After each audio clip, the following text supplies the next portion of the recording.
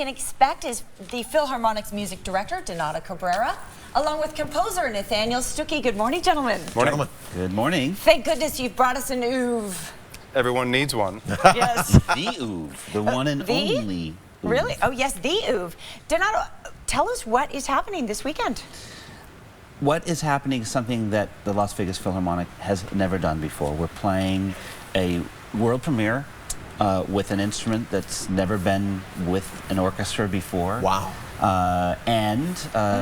Preceding this great piece by Nathaniel Stookey, we're also doing a new piece that's never been played by the Las Vegas Philharmonic by the Brazilian-American composer Clarice Assad.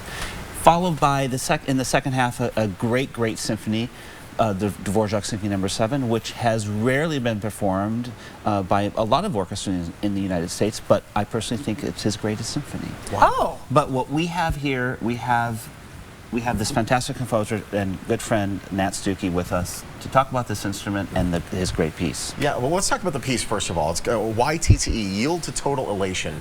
Tell us what went into this, what inspired the piece? What inspired it was an article about a San Francisco artist named A.G. Rizzoli, who lived a very isolated life and spent all of his spare time designing a vast imaginary city that he called Yield to Total Elation. Wow. Which is a pretty random name for a city, but I read about this artwork and I thought, that's how I want music to feel. Yeah. You know, anytime I go to a concert or I listen to something, that's really the effect I want the music to have on me. So I thought, well, one of these days, I'm going to write a piece called Yield to Total Elation, and I'm just going to, you know, go there. Wow. And so it's your version of Total Elation. Basically, yeah. Cool. Yeah, it works for me. And it will work for many this weekend. And what we will be working with.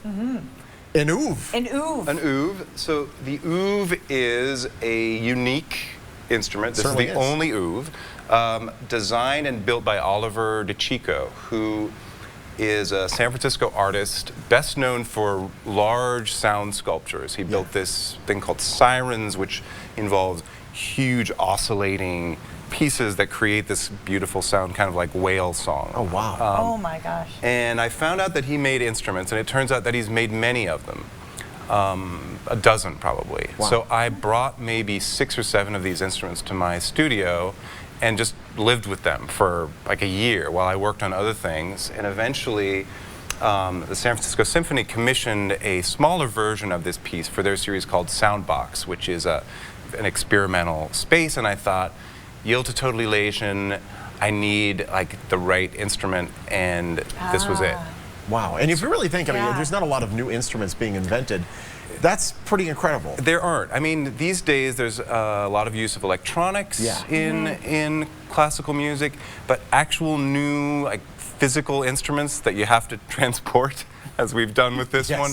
Yeah, there really aren't, because as you can see, I mean, the amount of effort that went into this, not only in terms of creating something musical, but just the way it's machined. I mean, all the woodwork. It's built, you know, to the same standards as a violin. Yeah.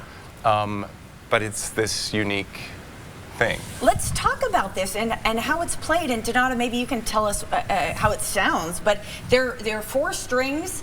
Do you stand at it, obviously?